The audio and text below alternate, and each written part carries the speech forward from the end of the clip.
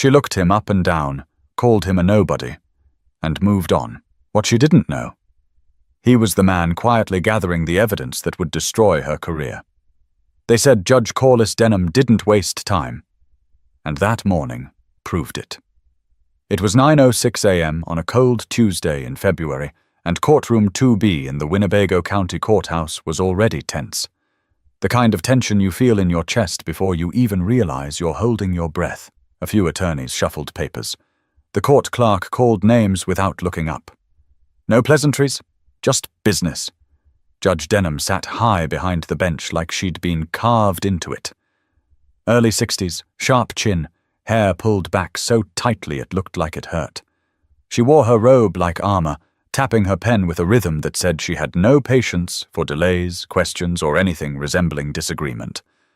The next name on the docket, State of Illinois, Clarissa Wynn. Her case wasn't unusual. Petty theft, second offense, minor property damage. But what happened next?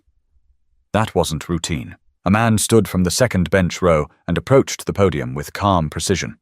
Mid to late 40s, well-groomed beard, dark grey overcoat. No briefcase, no badge. Just a small leather notebook in one hand. His voice was calm, measured. "Good morning, Your Honor. I'm Ruben Cassell. I'm here as a procedural advisor to Ms. Wynn. I've reviewed the—" Judge Denham didn't let him finish. She narrowed her eyes and leaned forward, lips tight. "And who exactly are you supposed to be?" Ruben paused, blinked once. "I'm assisting the defense." "Are you licensed to practice in this state?" She cut in, her voice louder now, making sure the gallery could hear. "No, ma'am. I'm not representing her in a legal capacity, but—" Denham waved her hand like she was swatting a fly. "Then I'm not interested in hearing from you. I have a courtroom full of actual attorneys waiting. We don't have time for nobodies wasting this court's resources." You could feel the room shift. A few heads turned. One woman looked up from her phone. The court reporter stopped typing for a second. Even the bailiff shifted in his stance like he wasn't sure if he was supposed to intervene. Ruben didn't flinch.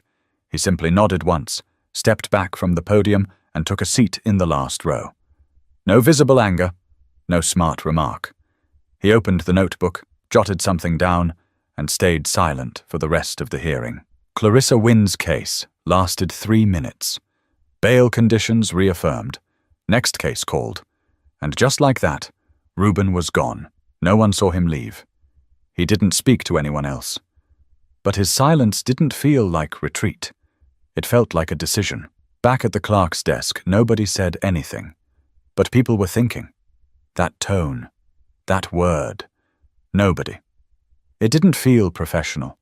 It didn't feel right. Something about it stuck to the walls.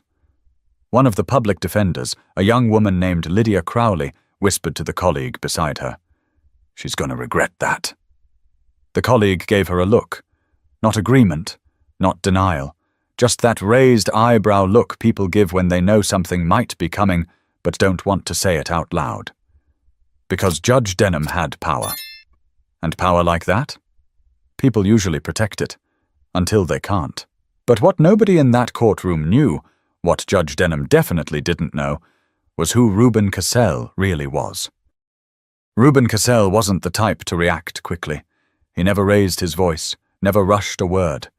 He was the kind of man who knew the value of silence and the damage of underestimating it. For most of his life, people tried to size him up by the surface. Too quiet, too plain, too polite. But underneath was a razor-sharp mind built on 2 decades of internal investigations, federal oversight, and watching powerful people talk themselves into trouble. Ruben had been appointed Chief Inspector of Internal Judicial Affairs just 4 months earlier. The job wasn't flashy. No press conferences, no interviews, just a mandate.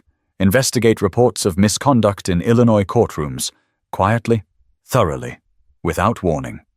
That morning in Rockford hadn't been random. Denham's courtroom had come up on his radar 6 times in 2 years. Not enough for a public scandal. Just enough whispers to suggest something was off. Anonymous complaints about her tone, her treatment of defendants who didn't look like her, especially the ones representing themselves. A tendency to cut people off, a habit of mocking those without a formal education, Nothing explosive, just a pattern that smelled like smoke. So Reuben drove down from Springfield under a different name, with no badge, no assistant.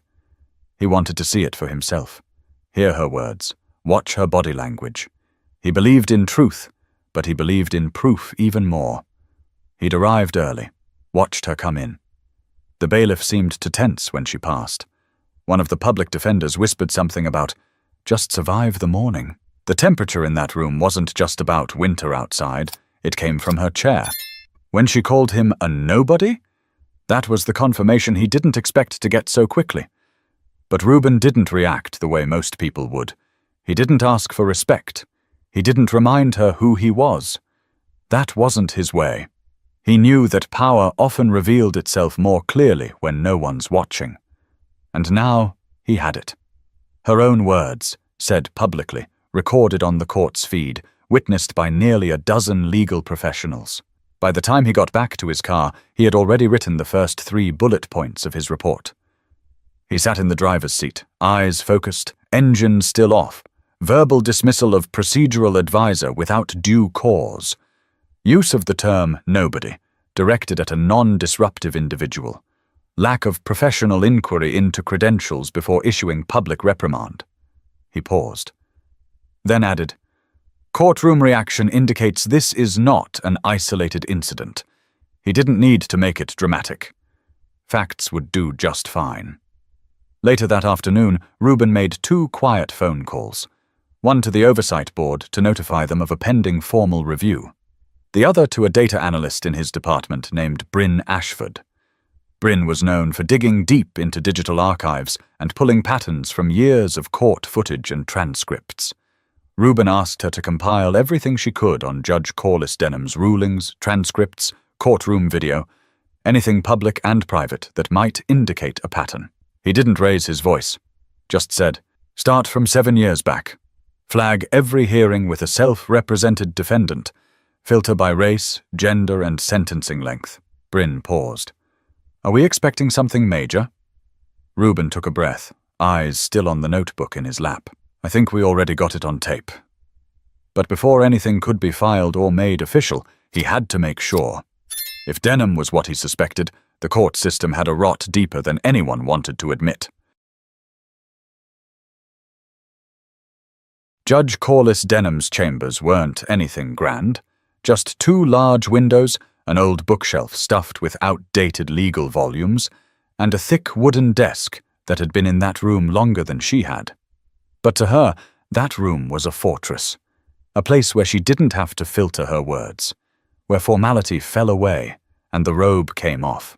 Figuratively, if not literally. That afternoon, with court adjourned and the hallway emptying out, she paced behind her desk, muttering as she flipped through the next day's schedule. 3 more public defenders tomorrow, and another one of those TikTok attorneys. Can't wait.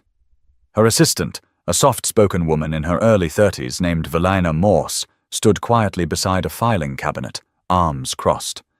Velina had only been working with the judge for 5 months. Fresh out of law school, sharp, eager, and still idealistic. She heard things in that office she wasn't sure she should be hearing, but she took notes, nodded when expected, and stayed in her lane. Today, though, something had shifted. Velina cleared her throat. "Judge, about that man from the Wynne hearing, Reuben Castle. Do we know who he was?" Denham waved her hand. "Some street paralegal trying to play courtroom hero. You heard how he introduced himself. Probably Googled a few legal terms and thought he'd test me." Velina hesitated. "He didn't really interrupt, though. He was polite." Denham's eyes snapped up. "You think I was too harsh?" Velina didn't answer right away. She looked at the bookshelf, then the carpet, then back at the judge. "I just think maybe calling him a nobody was too strong, especially in front of everyone." Denham leaned back in her chair and scoffed. "You're young. You think court is about fairness and feelings. It's not. It's about control.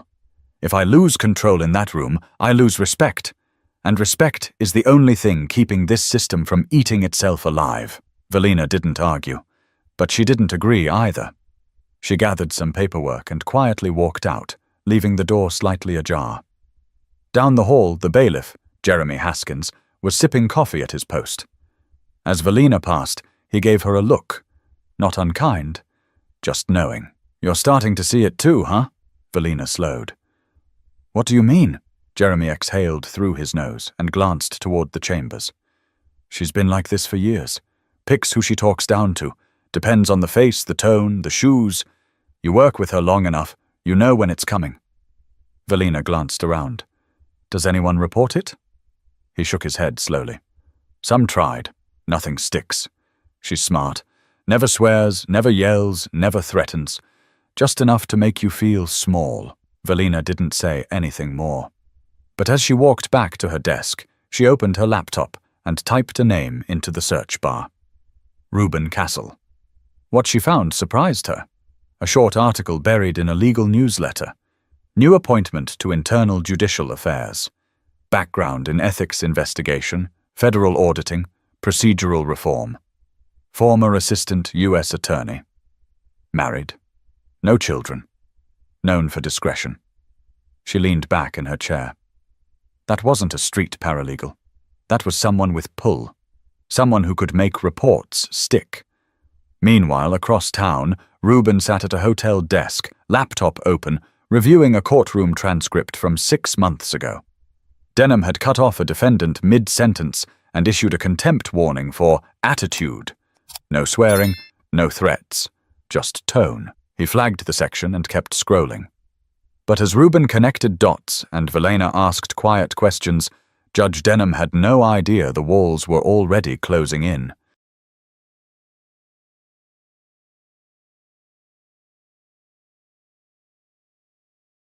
By Thursday morning, Judge Denham's courtroom was running on autopilot. She hadn't thought once about Reuben Cassell since the moment he left. In her mind, he was just another oddball trying to sneak influence into a space that demanded structure. But elsewhere, the pieces were moving fast.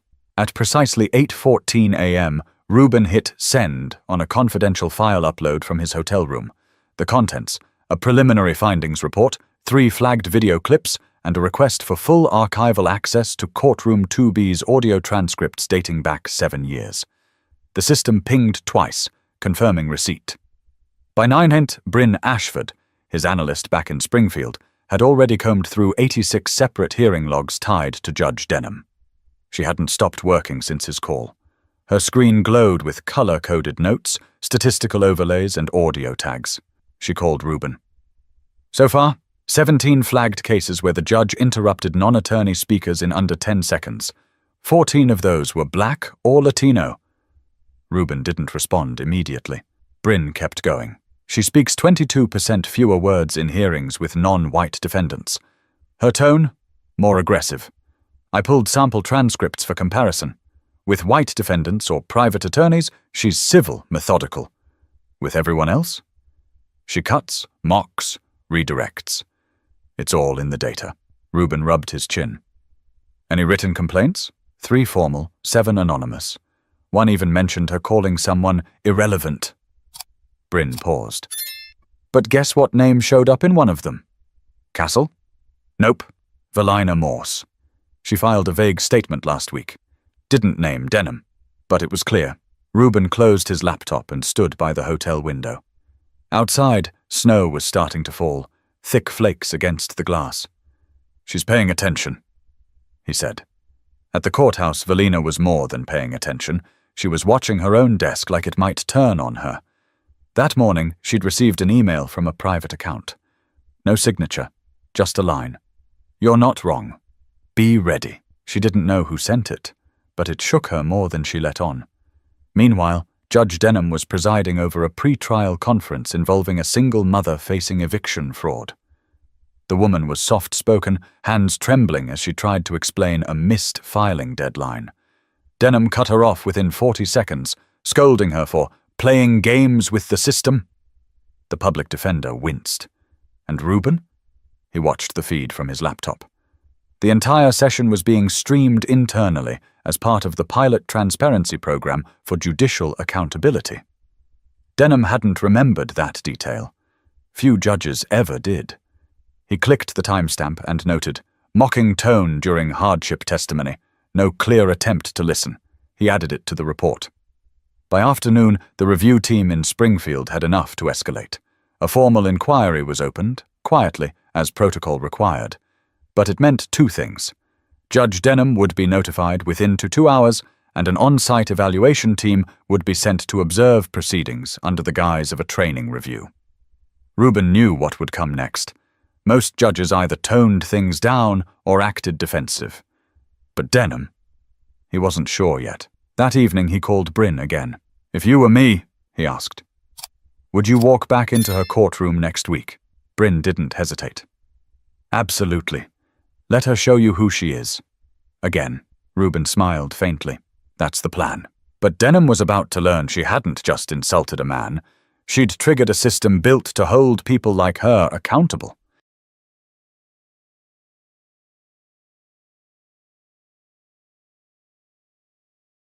Friday morning brought with it more than cold wind. It brought eyes. It started small.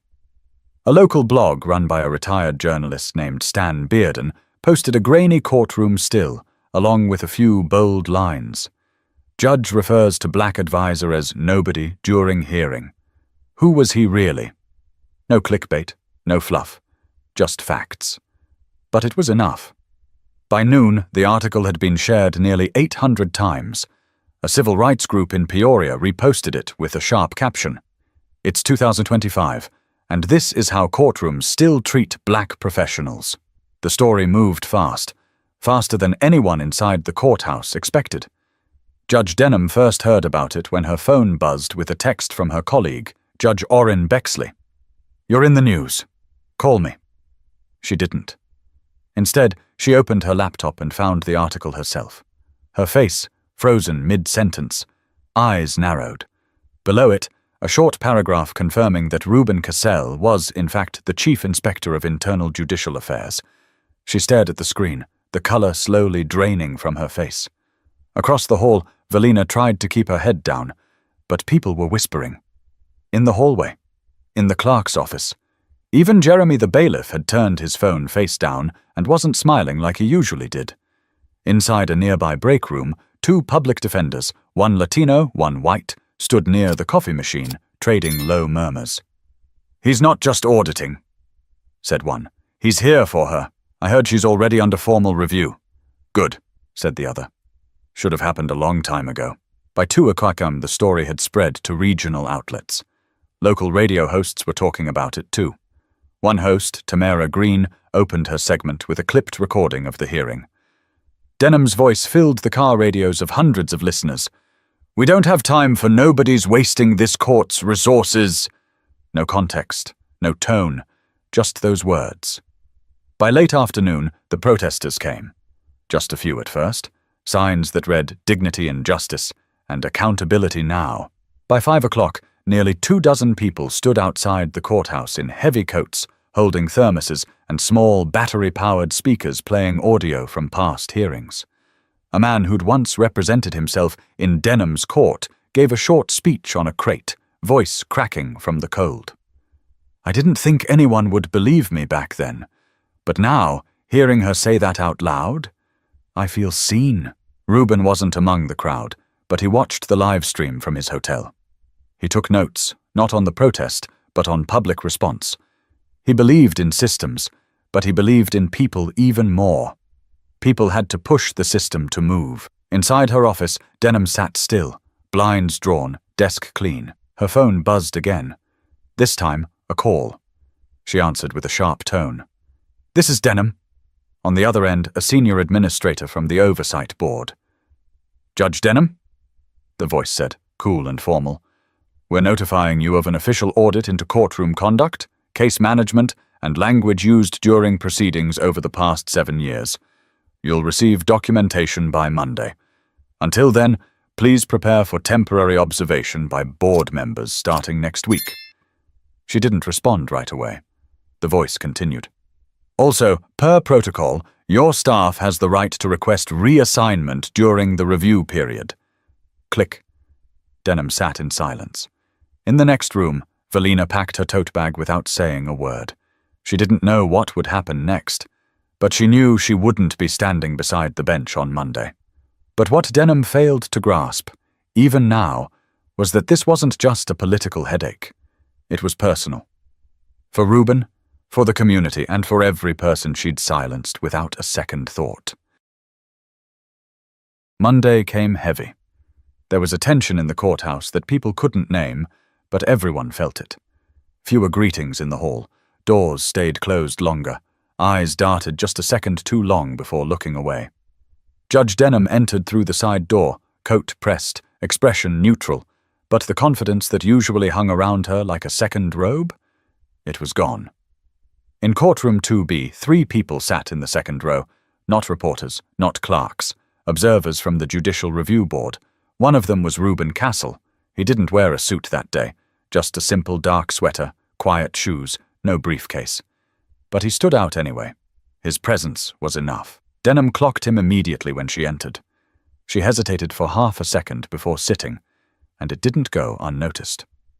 The first 2 hearings passed with robotic precision. She let attorneys speak without interruption. She used phrases like, "Thank you for clarifying," and "Let's make sure we understand fully." A few of the regulars looked around, confused. But by the 3rd case, the facade cracked. The defendant, a young man named Terrell Gaines, was nervous. He stuttered through his answers. His public defender asked the court for a continuance due to delayed documentation. It was a common request. Nothing unusual. Denham paused, lips pressed thin. The courtroom went quiet, waiting. And then she slipped. "This is the 2nd time you've asked for more time. This is a courtroom, not a daycare." A low breath rolled through the gallery. Someone shifted in their seat. Reuben wrote something down. The public defender responded calmly. "Your Honor, I'd just remind the court that discovery was delayed by the prosecution." Denham straightened, her tone tighter. "I'm aware. Let's proceed." It wasn't explosive. It didn't need to be. It was enough to show she couldn't help herself. After the hearing, the observers stood. Reuben didn't say a word. He simply nodded to the clerk and stepped into the hallway. Denham didn't look at him until 3 hours later, when she was called into a closed-door conference room on the 2nd floor. Inside, a long table, 2 board members, a legal ethics officer, and Reuben Castle. She walked in slow, her shoes quiet against the tile. When she sat, no one spoke at first. Then Reuben looked up from his folder. "Judge Denham," he began, calm as ever, "do you remember referring to a court participant last Tuesday as a nobody?" She didn't answer immediately. "I remember someone trying to insert themselves into court procedure without standing," she said. "I handled it as I saw fit." Reuben nodded once. "And did you verify who I was before making that decision?" She blinked. Her throat moved, but no words came. Reuben leaned forward slightly. "Because I wasn't there to test you. I wasn't there to provoke you. I was there because your courtroom had been flagged for repeat concerns. I came with no assumptions. I waited to see for myself." He paused. "And I did." Silent. One of the board members added, "We've reviewed 42 hearings. The pattern is clear. Disproportionate interruptions, inconsistent tone, language that crosses into public humiliation. Your record is under scrutiny, Judge Denham." Denham's hands were clasped together on the table. Still, silent. Reuben continued, his voice still calm. "You've had control in that room for a long time. But control without fairness isn't justice. It's performance." For the first time in a long time, Corliss Denham didn't have a rebuttal. But what she didn't say, what she couldn't say, was that a single word, one careless moment, had opened a door that wouldn't close quietly. The board didn't drag it out. By Thursday, a formal statement had been released. Judge Corliss Denham would be placed on administrative suspension pending a full disciplinary hearing. The announcement came not through headlines or social media, but by a quiet press release on the Oversight Board's official site. Still, people found it. A local news station ran a short segment that night. They showed a still of Denham walking briskly out of the courthouse, face tight, flanked by her attorney. No words, just footage. And then they cut to Reuben Castle, giving a short interview outside the building. He didn't speak like a man trying to tear someone down. He spoke like a man tired of watching the same script play out. No one enjoys holding others accountable, Rubin said, his tone steady. But when someone holds authority in a room where people come for justice, they have to treat every person with dignity, whether that person wears a suit, a uniform, or a second-hand coat. Justice doesn't measure your title. It measures your character. That quote made it to social media. It didn't go viral, but it didn't need to. It landed. Meanwhile, inside her home on the north side of town, Denham stared at the television with the volume turned down. She sat on the edge of her couch, still in her court shoes, one heel dangling off the edge of her foot. The phone hadn't rung all day. Not from friends, not from colleagues. No one had her back now. The silence around her wasn't peace. It was consequence. She walked to the kitchen, poured a glass of water, and leaned against the counter. A half-empty bottle of aspirin sat by the sink. She hadn't slept much. Couldn't. Every time she closed her eyes, she saw Rubin's face. Not angry, not smug. Just still. Just certain. The hearing was still weeks away. She had time to build a defense, time to spin it. But deep down, she knew. She hadn't slipped once. She hadn't said something she didn't mean. That moment with Rubin, the word nobody, that was who she'd been for years, uninterrupted. Back downtown, Rubin stood in front of a different courtroom now, a smaller one. He was speaking to a group of law interns about judicial behavior. His voice was calm, but each word landed with purpose.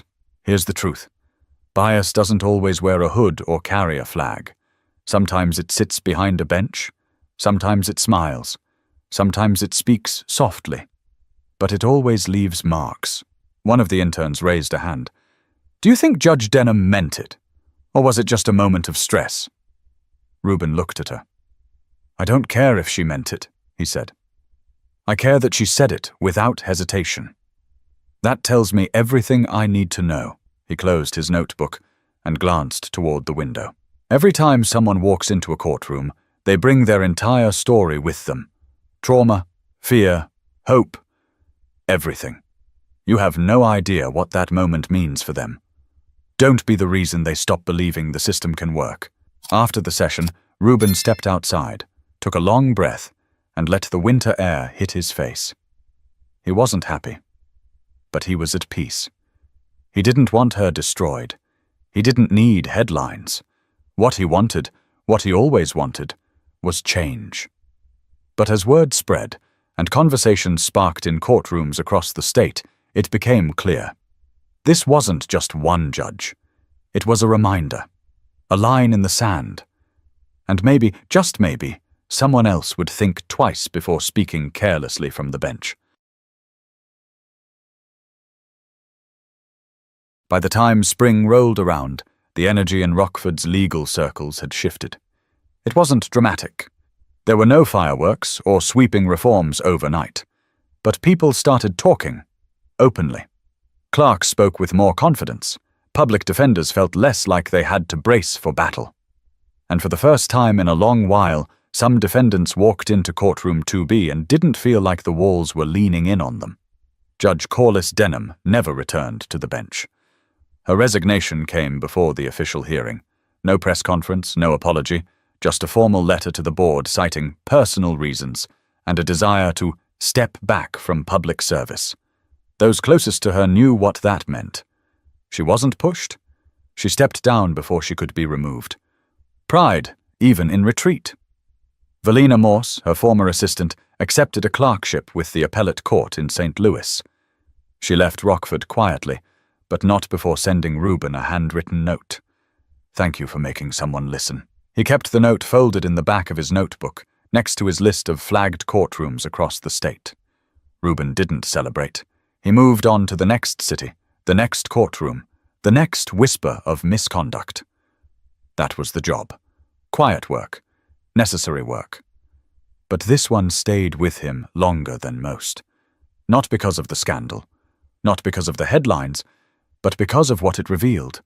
That sometimes all it takes to break through arrogance is a quiet voice with the power to write things down and make people listen.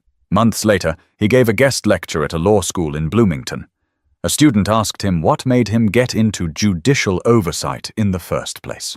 Reuben thought for a second before answering. "When I was a kid," he said. "My cousin got sentenced to a year in jail for breaking a store window. Judge barely looked at him, didn't even ask for a statement, just called him a statistic, and moved on. That stayed with me. I didn't become a lawyer to win. I became one to watch, because when people know someone's watching, they behave differently." He looked around the room. "And when they think no one's watching, that's when you see who they really are." That line stuck with the students long after the lecture ended. Back in Rockford, the courthouse continued its daily grind. Hearings resumed, new judges took the bench. But one thing had changed: awareness. The feeling that someone might be listening, watching, writing. That alone was enough to make some think twice before cutting someone off or speaking down. And for those who had sat in that courtroom for years, heads low, voices silenced, this moment mattered. Because someone had finally said it out loud. Respect isn't earned by the robe you wear, but by the way you treat the people who walk into your courtroom with nothing but their voice. Sometimes justice doesn't bang a gavel. It sits quietly, takes notes, and waits for the right moment to speak. If this story made you pause, made you think, or reminded you that every word matters, take a second to subscribe. We've got more stories coming. Real ones. Hard ones. The kind that challenge how we see power, dignity, and each other.